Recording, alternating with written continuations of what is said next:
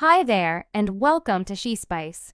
In the charming domain of satire, it's something typical for up-and-coming entertainers to worship those who've previously made it huge, yet allowed me to spill the tea on Steve Harvey.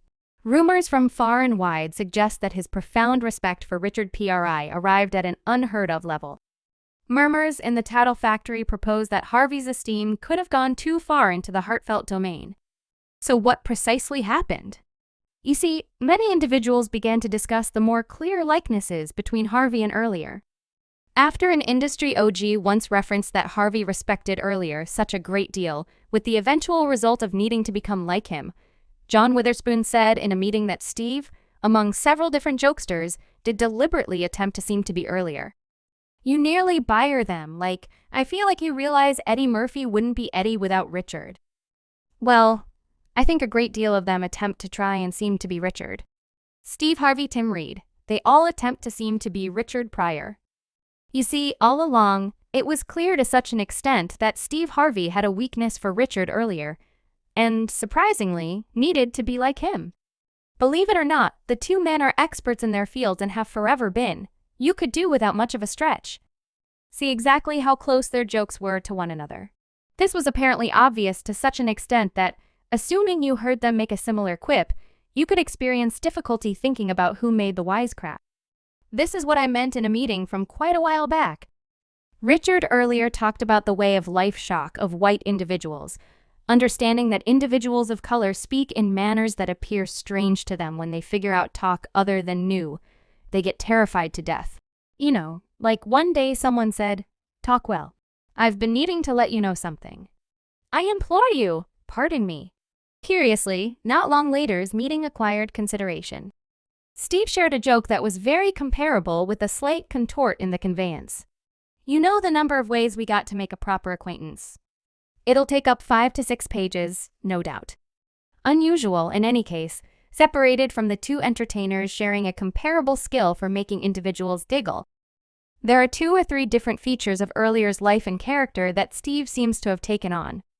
It became exposed that Harvey might have molded his appearance and gifts in view of how Richard PRI lived. Harvey profoundly appreciated the notable jokester meeting Earlier face-to-face, which just cemented Harvey's adoration for the humorist in the domain of superstar experiences with their objects of worship. There are many times stories of dissatisfaction. Luckily, this wasn't true for Steve Harvey, who had the honor of meeting his parody legend significantly earlier with no sad results. While certain fans probably won't remember Harvey's initial days as a professional comic before his fruitful introduction to film and TV, the underlying foundations of Harvey's silly stories and shrewd zingers can be traced back to the unbelievable impact of Earlier. When I initially met Richard Earlier, I have the image of the day I met him. He was at the OBSCENE Parody Grants in 1995.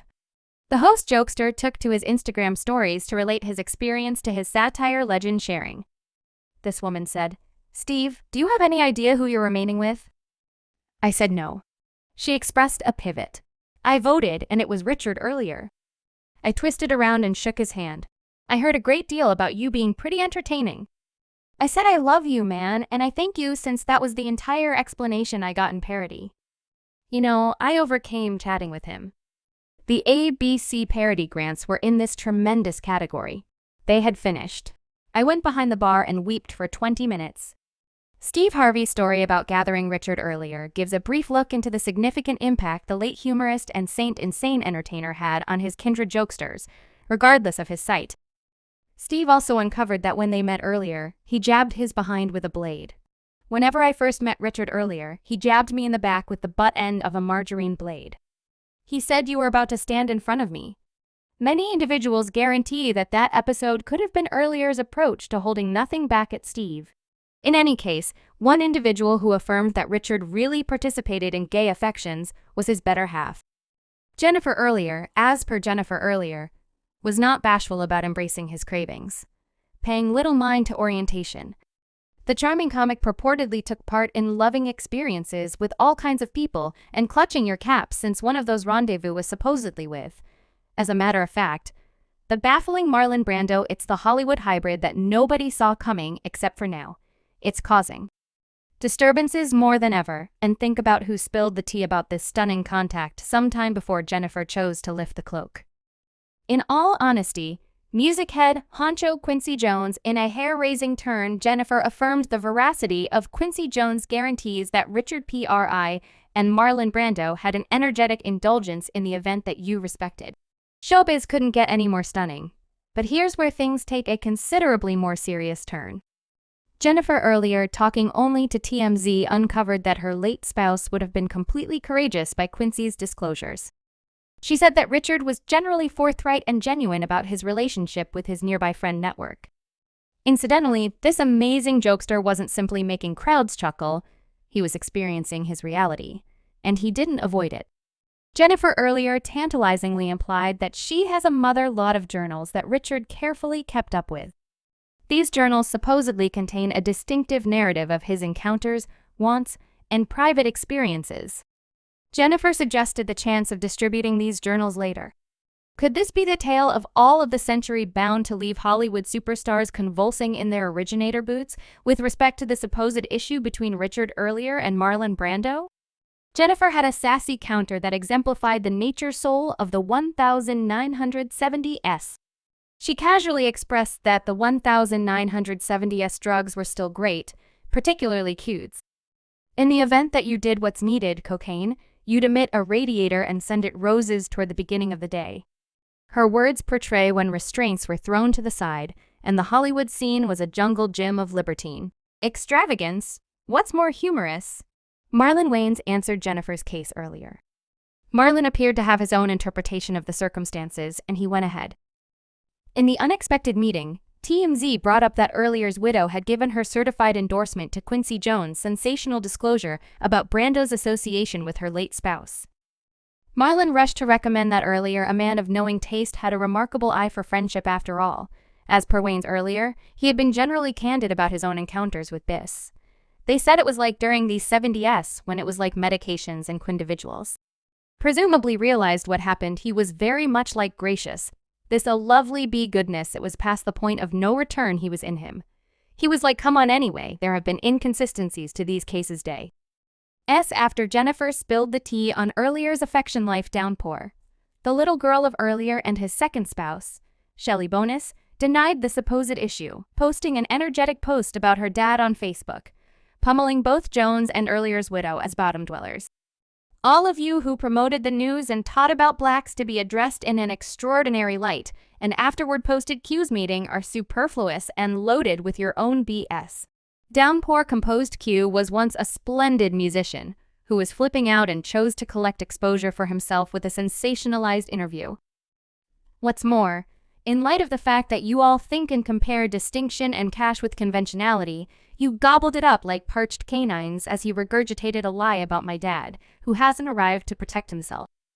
On top of all things considered, my father's supposed widow approved it since she wants to continue to legitimize herself and stain our father even after he's dead. Downpour proceeded with Downpour finished her note telling her fans that she wouldn't tolerate hearing the news and would be statement unquote, getting my millions the right way.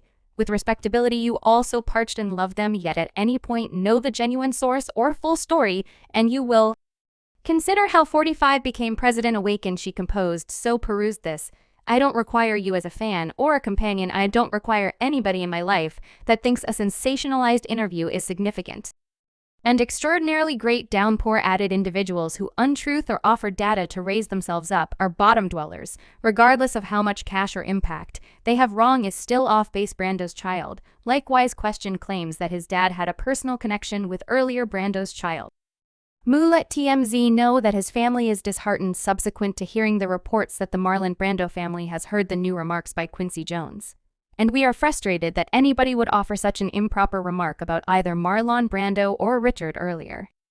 Mo Brando's most established residing child, regardless of whether he got so popular with the end result of having his life discussed freely earlier, had the most deplorable life ever. You know how they say a mother is a kid's most memorable educator, and likewise, the house is a kid's most memorable school. Well, tragically unfortunate earlier's difficulty, it all began the second he showed up on the planet. His mom was a sorcerer, and he was brought into the world in a house show for his grandma. His father was an ex-fighter, and Hawker likewise filled in as a pimp, and the story would deteriorate before it got any better. It's difficult to get out whatever injury made it youthfully earlier. On one occasion, he found a dead child in a shoebox. The kid likewise routinely saw individuals battling with one another in the bar nearby.